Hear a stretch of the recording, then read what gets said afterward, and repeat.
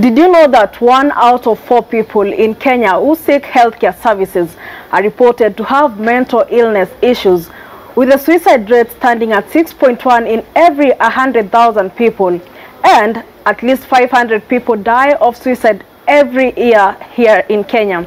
You're watching Havana TV. My name is Flora Limuki, and I am joined by a mental health champion. Let her introduce herself, then we get right into her story. Welcome to Havana TV, and introduce yourself in briefly. My name is Ashley Nyambura Kimani. I am a 4th-year student in Kenyatta University.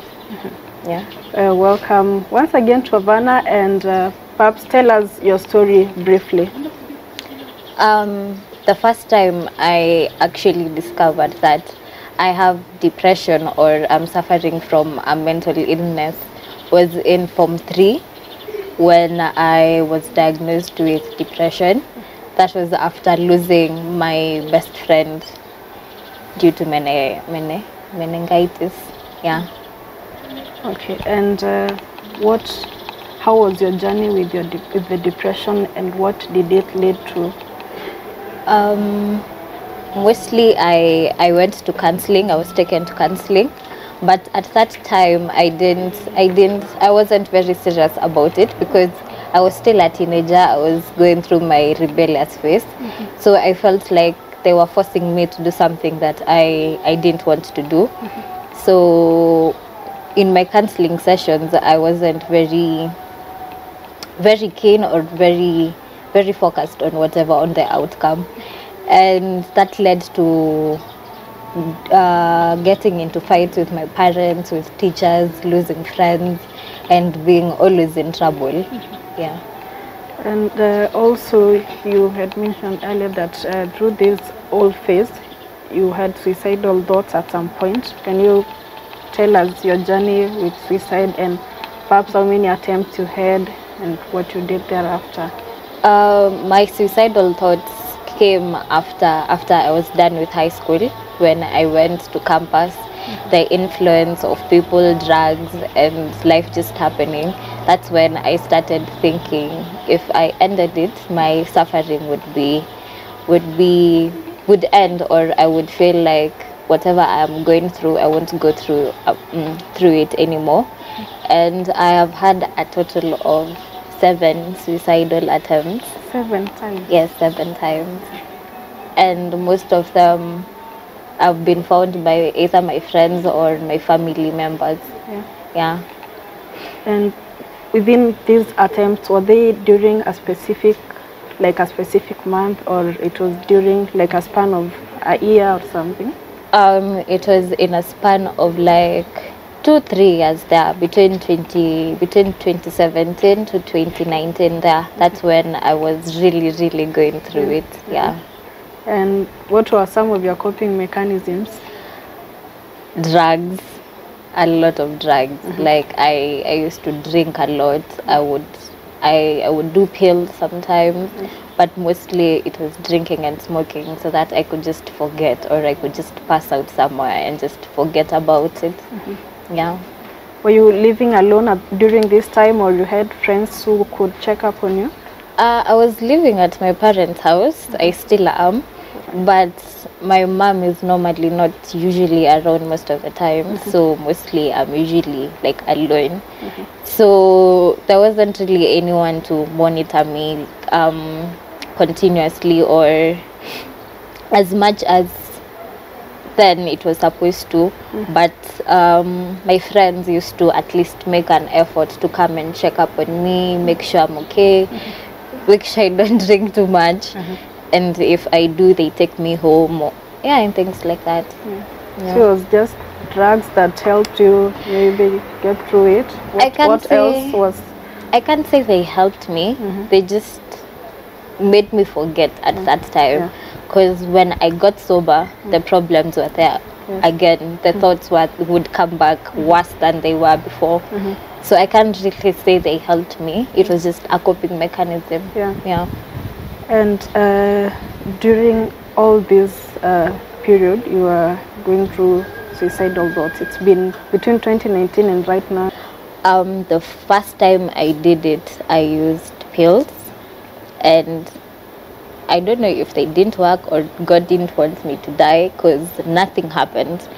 Like, the only thing that happened is I got a really, really bad stomach upset.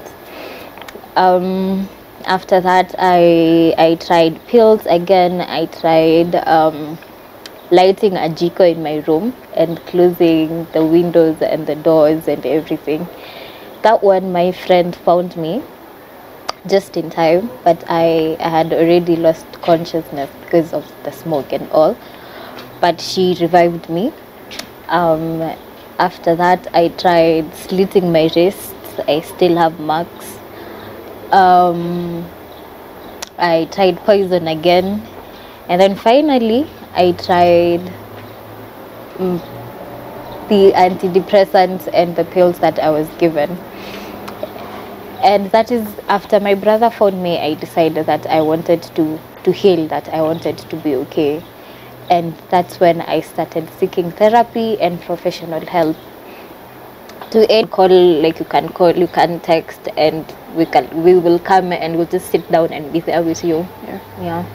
And over time, do you feel like mental health issues are being addressed by the government in the way they should? Between then and now, yes, I have noticed a difference. At least now people are talking more about it. Like, there is more information about mental health.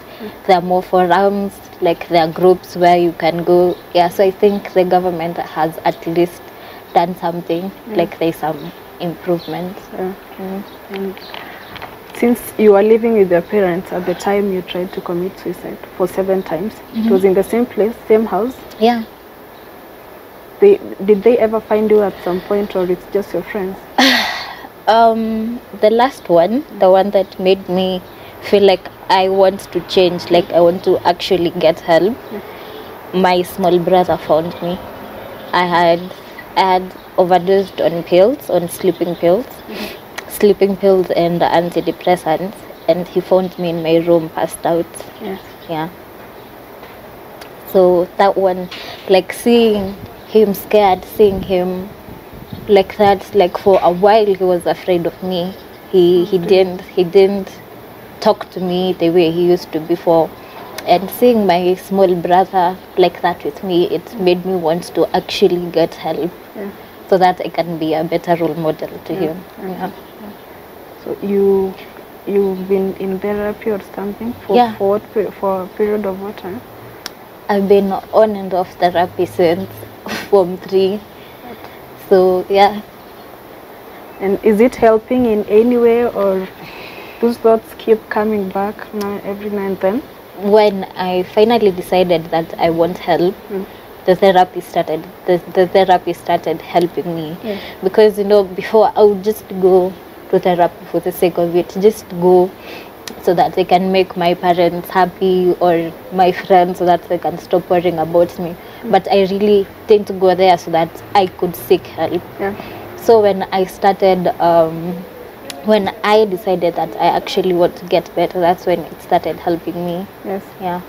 And maybe your suicidal thoughts started in Form 3 up to now. How has that been affecting your school life? And since your friend died, are you close with people, or it changed the way you want to be close with someone because you have the fear of losing them? It does affect your relationships. Like, you don't fully invest in them, especially when it comes to people like me. When I meet a friend who is like me, mostly I don't invest in them, because you never know. You never know. You could wake up one day and get that phone call that Nani has died, or Nini has committed suicide. So it does affect the way you see people and the way you react with people, you interact with people. Has that affected your relationship, maybe with, even in terms of having male friends? It does, because mostly I usually feel like I don't want to be in a relationship, because I don't want to burden someone with the things that I go through. I don't want to feel like I'm a burden to my partner, or yeah, so I hold out sometimes. Yeah. You're in what year right now? 4th year. And how has been school, campus life been like, considering you've been having issues on and off? Campus life has been, I can't say it has been smooth. It has been hard because there was a point I had to take a gap year. Like I had to take some time away from school so that I can just heal and recuperate and be okay. Yes. Yeah. For what period of time? For a year. Oh, really? Yeah. So you're supposed to have graduated, but you've not? I was supposed to have finished school like 2 years ago. Yeah. And how can you say your mental health is as of now?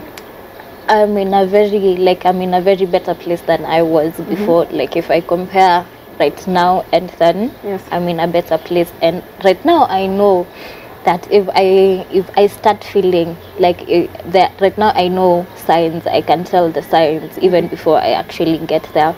So if I start experiencing some of the signs, like when I feel like I'm losing interest in doing things, or I just want to sleep, or no appetite, I can seek help. Yes.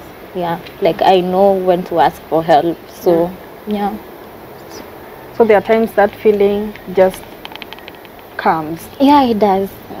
Maybe a parting shot to someone who has been suffering with the same problem as you. What can you tell them so that they don't hide it until now it comes to affect them years later and later?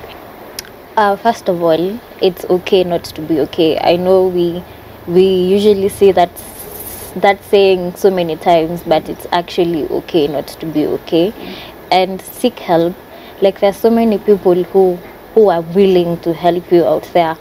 And if you're not comfortable talking to your friends or your family, there is free therapy. Like there are places that offer free therapy.